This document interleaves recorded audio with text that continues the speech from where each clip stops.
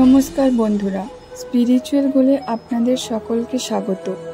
আজকের এই ভিডিওটি পুরোটি শেষ পর্যন্ত দেখার অনুরোধ রইল। তাহলে চলুন শুরু করা যাক। গীতায় কৃষ্ণ অর্জুনকে মানুষের পাপকর্মে লিপ্ত হওয়ার নানান কারণ সম্পর্কে জানিয়েছেন। পাশাপাশি কোন পথে ব্যক্তি পাপ কার্য করা থেকে বিরত থাকতে পারে তার পথও দেখিয়েছেন। কৃষ্ণের দেখানো সেই পথ আজকের যুগেও প্রাসঙ্গিক। চুরি, ডাকাতি, নাশকতা, প্রাণনাশ এ ধরনের নানান বিভৎস ঘটনা দেশের কোনো না কোনো স্থানে ঘটতেই থাকে। শাস্ত্রমতে কলিযুগ যতই নিজের চূড়ান্ত পর্যায়ে পৌঁছাবে, বিভিন্ন ধরনের অপরাধ পাপকর্ম ততই বাড়বে। চরম উচ্চাকাঙ্ক্ষা চরিতার্থ করতে মানুষও ছোট বড় নানান পাপ কাজে লিপ্ত হয়ে পড়ে। তবে শুধু কি কলিযুগ? প্রতিটা যুগেই এমন পাপ কম বেশি প্রত্যেকেই করেছে। দাপর যুগেও নিজের চারপাশের ব্যাপ্ত অপরাধ ও পাপ দেখে বিচলিত অর্জুন ভগবান শ্রীকৃষ্ণকে এর কারণ জিজ্ঞেস করেন। মানুষ কেন পাপ করে? অর্জুনকে সেই প্রশ্নের উত্তর দেন ভগবান শ্রীকৃষ্ণ। গীতাতে এই সম্পর্কে ভগবান শ্রীকৃষ্ণ অর্জুনকে যা বলেছেন তা আজকের যুগেও মেনে চলা উচিত। অতিরিক্ত স্বার্থপরতা। ভগবান শ্রীকৃষ্ণ জানান যে পৃথিবীতে প্রতিটি ব্যক্তি নিজের ভালোর জন্য কাজ করে, কিন্তু যখন ব্যক্তির স্বার্থ মাত্রা ছাড়িয়ে যায় তখন সে নিজেকে ছাড়া অন্য কারোর কথা চিন্তা ভাবনা করে না। শুধু নিজের স্বার্থসিদ্ধির ইচ্ছা গ্রাস করে সেই ব্যক্তিকে। নিজের স্বার্থ পূরণের প্রক্রিয়ায় মানুষ এটাও ভাবে না যে সে যা করছে তাতে অন্যের ক্ষতি হবে বা কষ্ট ভোগ করতে হবে। এমন ব্যক্তির সংবেদনশীলতা ক্রমশ লোপ পায়। অন্যের দুঃখ দেখে সুখী হন এরা। এটা পাপ কর্মে লিপ্ত হওয়ার প্রথম পদক্ষেপ। বাসনা ও মোহ।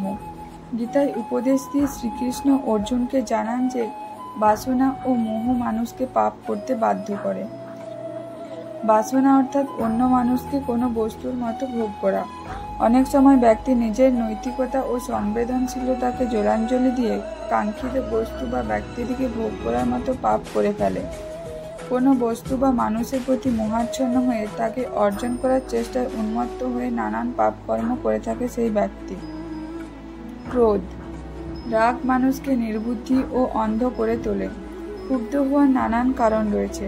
অনেক সময় গভীর কষ্ট ব্যক্তির ক্ষোভের কারণ হয়ে ওঠে। মন ও মস্তিষ্কে ক্রোধের অন্ধকার চাদর ব্যক্তিকে সঠিক পথ থেকে বিচ্যুত করে।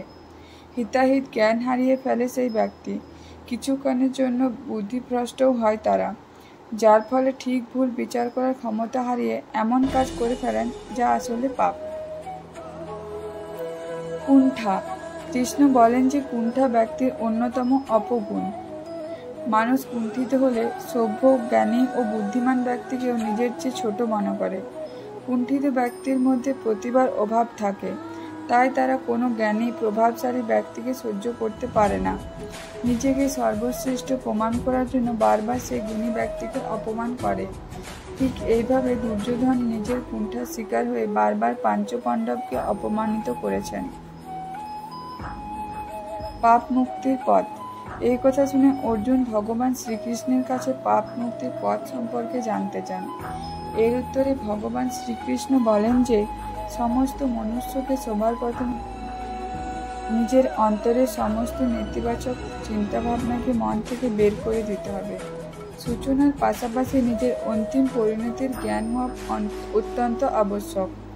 মর্তে প্রতিটি মানুষ একটি নির্দিষ্ট আয়ু পর্যন্ত থাকবে, কেউই অমর নয়।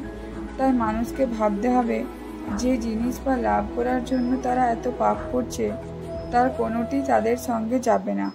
ব্যক্তিকে আসক্তি ত্যাগ করতে হবে। বিরক্তির অনুভূতিকে নিজের উপর প্রভাব বিস্তার করতে দেওয়া যাবে না। ভালো মন্দ বিচার করলে বিচক্ষণতা, নৈতিকতা, সংবেদনশীলতা জীবিত রাখলে ব্যক্তি পাপার্য কাজ থেকে বিরত থাকতে পারে। এটি পাপমুক্ত থাকার চূড়ান্ত পথ। নমস্কার।